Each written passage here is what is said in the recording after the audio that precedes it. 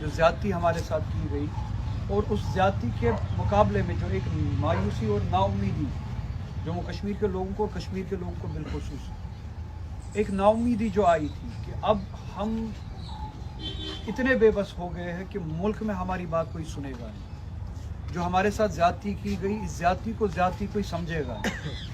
کیونکہ B J پی نے ایک ماحول بنایا ہے پورے ملک میں، انسٹیٹیوشنز کمپرومائزڈ ہے، چاہے وہ جوڈیشری ہو، مجھے یہ کہنے میں کوئی گریز نہیں ہے، جوڈیشری کا حال بھی ہمارے سامنے ہے، کتنا کمپرومائز اس انسٹیٹیوشن میں ہو چکا ہے ہمارے سامنے ہے،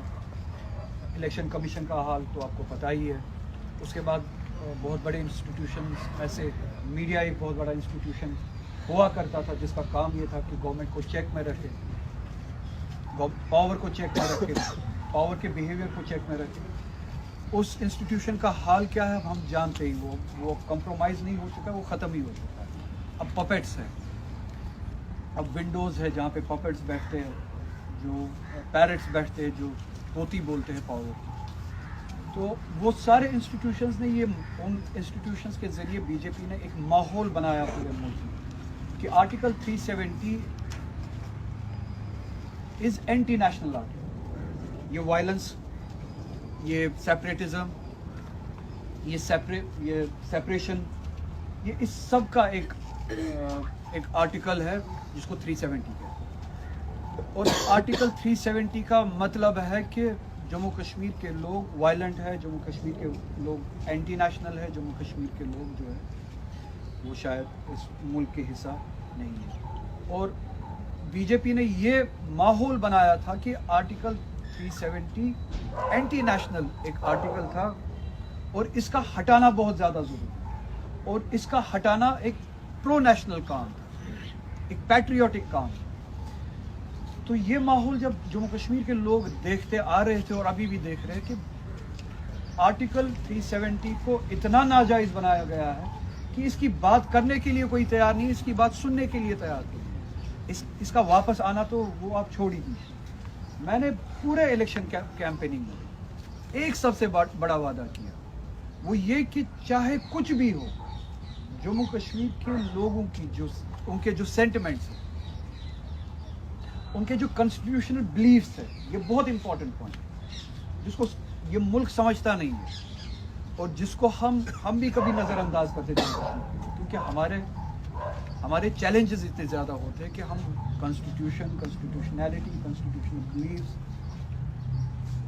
اس تک آتے آتے ہماری زندگی میں اتنے روزمرہ کے اتنے چیلنجز ہوتے ہیں، ہمارے لیے یہ پریورٹیز ہوتی ہی نہیں، ہمارے لیے یہ سبجیکٹ ہوتا ہی نہیں ہے، حالانکہ یہ سب سے بڑا امپورٹنٹ سبجیکٹ ہونا چاہیے۔ اس تک آتے آتے صبح دن شروع ہوتے وقت شام تک دن گزرتے آپ کو بیریکیڈ سے بھی گزرنا پڑتا ہے، آپ کو بنکر سے بھی گزرنا پڑتا ہے، آپ کو پولیس کی زیادتی سے بھی گزرنا پڑتا ہے،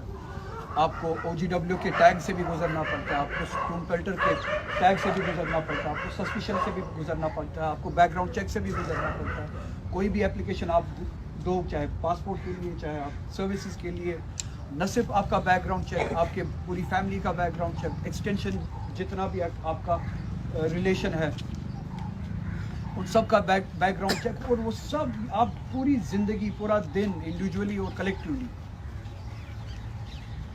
ایک ایسے ماحول میں گزار رہے ہو کہ آپ زندگی نہیں جی رہے ہو، آپ ایک اوپن ایئر پریزن میں ایک دیا گیا ایک ٹاسک آپ پورا کر رہے ہیں۔ تو اس ماحول میں کانسٹیٹیوشن کی بات کرو، ریسٹ آف انڈیا میں جو ہمارے لوگ ہیں ان کے لیے وقت ہی وقت ہے کہ وہ کانسٹیٹیوشن اور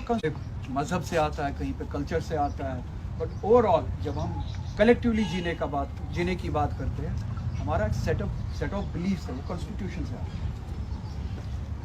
جب ہم کلیکٹیولی ایک دوسرے کے ساتھ جینے کی بات کرتے ہیں، اس سیٹ آف بلیفس میں کشمیر آج کے زمانے میں بی جے پی نے ایک ایسا سبجیکٹ بنایا ہے کہ جن کے رائٹس اینٹی نیشنل رائٹس ہیں، اور جن رائٹس کو چھیننا بہت زیادہ ضروری ہے، اور جب یہ چھینا گیا سب کو اس کے پیچھے بی جے پی کے پیچھے لائن میں کھڑا ہونا چاہیے اس جاتی میں۔ میں نے یہ کہا پارلیمنٹ الیکشن کے دوران کہ جو ہمارے کانسٹیٹیوشنل بلیفس ہونے چاہیے، یہ میں ہندوستان کے ہر اس ایوان میں پہنچاؤں گا جہاں پہ بات ہوتی